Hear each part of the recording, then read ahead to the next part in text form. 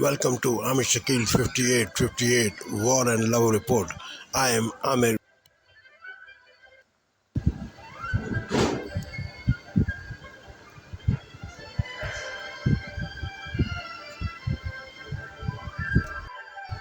As the coup leaders in Gabon name a new interim leader, the ousted president of the West African nation appears in a video and asks the world for help. After the military coup, EU considering sanctions against Niger. The 80th edition of the Venice Film Festival gets underway with the world premiere of Eduardo De Angelis' Italian war drama Comandante. Gabon's co-organisers have announced a new leader of the West African country. He's General Brice Oligui Nguema, and one of the first things he did was order the reconnection of international radio and television channels.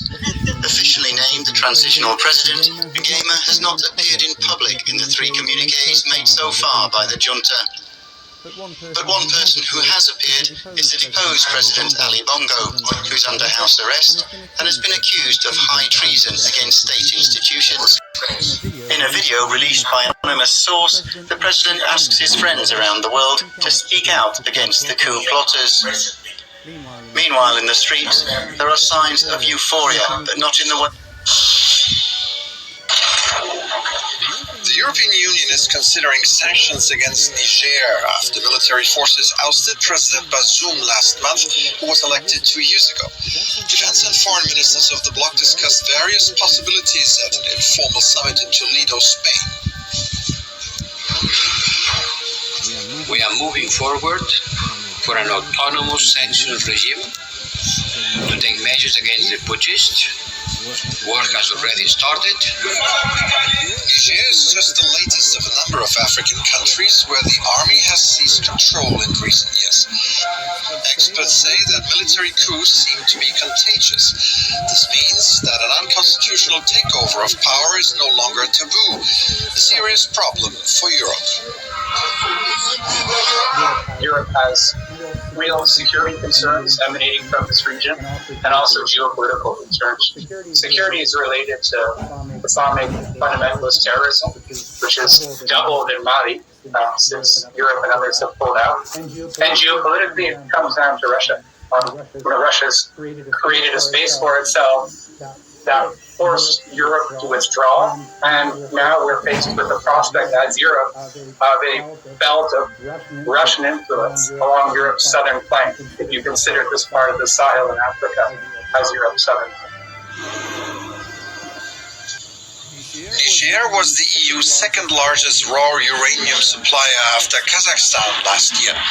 But despite the recent crisis, an immediate threat to EU supplies doesn't look likely for the moment.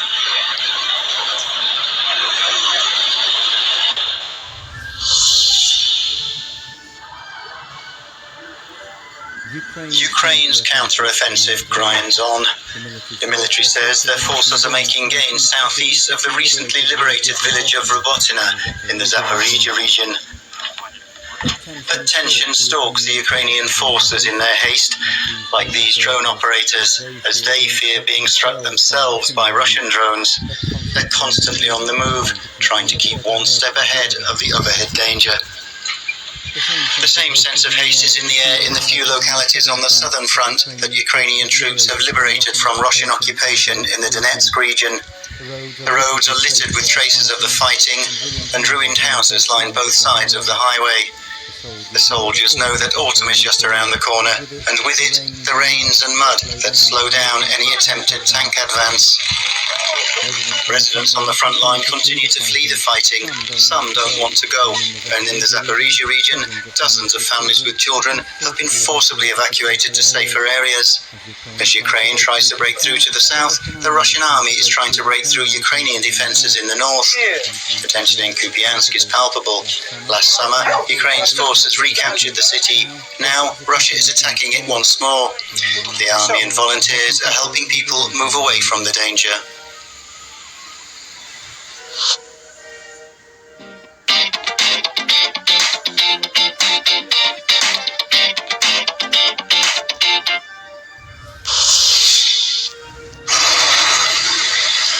At least 2 people have died in Kyiv in what Ukrainian authorities say was the biggest Russian air attack on the Ukrainian capital since the spring.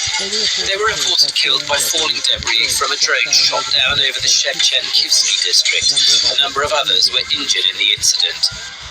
It's not clear how many missiles targeted the city, but regional military commanders said air defenses downed more than 20.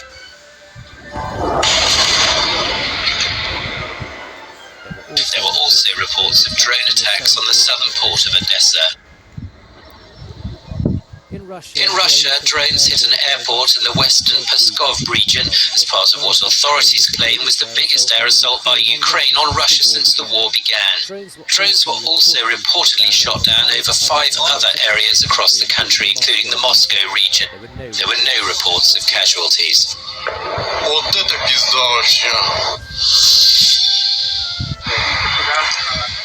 A day after Yevgeny Prigozhin's private funeral, the Kremlin has said the plane crash in which the mercenary chief died may have been foul play. A trickle of mourners continue to lay wreaths at his graveside in St. Petersburg as the investigation into the crash, which killed 10 people, including other Wagner leaders, gathered pace. Among the theories being put forward is at his graveside in St. Petersburg as the investigation into the crash, which killed 10 people, including other Wagner leaders, gathered pace. Among the theories being put forward, a criminal act.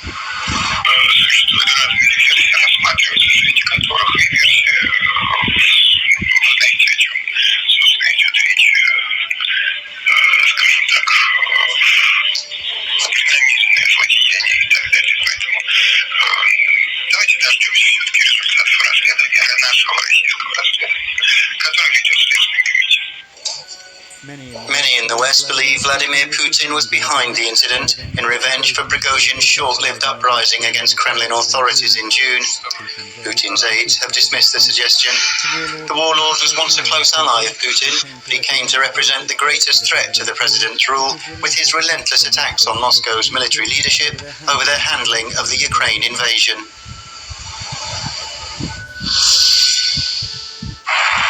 Hurricane Idalia has struck its first blow in Florida, making landfall on Wednesday near Keaton Beach on the west coast of the state. The U.S. National Hurricane Center says it expects the storm to bring wind speeds of up to 205 kilometers, that's just over 125 miles an hour. The governor of Florida has appealed to people not to take unnecessary risks. Do not go outside in the midst of this storm. If it's calm where you are, it may be because you are in the eye of the storm, and those conditions will change very, very quickly. So wherever you are, hunker down and don't take anything for granted here. This is a very, very powerful storm. Everything points towards Idalia weakening. A couple of hours before making landfall, it was a Category 4 hurricane with wind speeds of up to 225 kilometers per hour.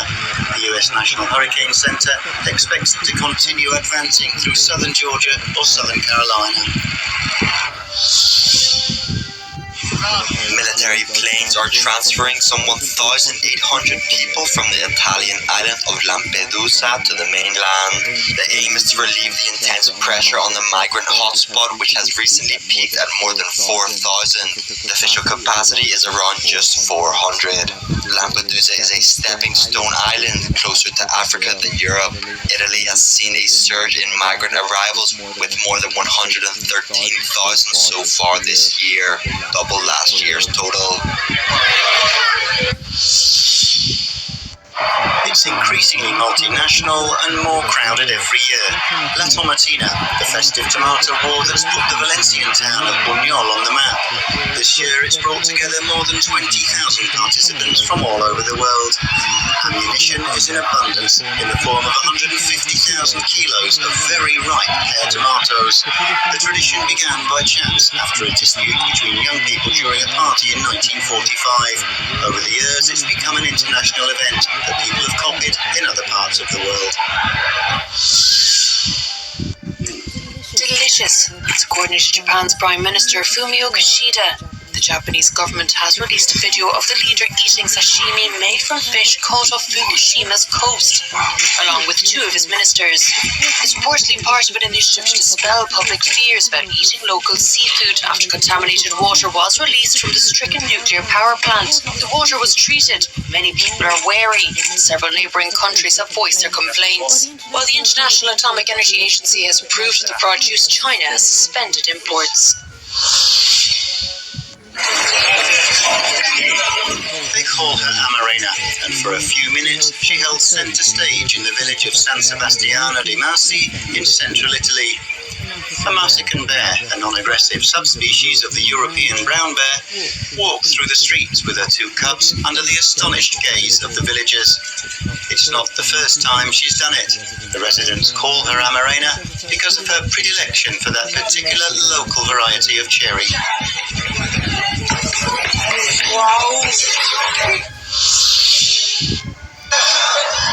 Venice rolls out the red carpet and fills with glamour at the opening of its famous film festival. An edition with more Italian and European flavour than ever. And as for a matter of principle, Hollywood actors have been on strike since mid-July. The president of the jury, American director Damien Chazelle, has expressed his support for the walkout and for cinema as art, not as content-defeated channel. David Morricone does more from the Serenissimo. The 80th edition of the Venice Film Festival kicked off with the Italian World War II film Comandante, which replaced Luca Guadagnino's Challengers due to the ongoing writers and actors strikes in the US. It's a strong sub, as the film finds humanity in the darkest of places, as World War II submariners disobey their orders and save some of their enemies. But the main talking point on the Lido at the moment is still the inclusion in the lineup of three controversial directors, Roman Polanski, Woody Allen and Luc Besson. It remains to be seen how these films are received, but they will premiere in the coming days. From Venice, David Morricone, Euronews.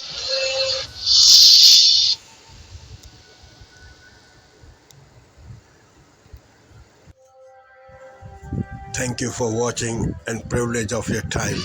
This is Amir Shakil 5858. I am Amir Goodman. Have a good life.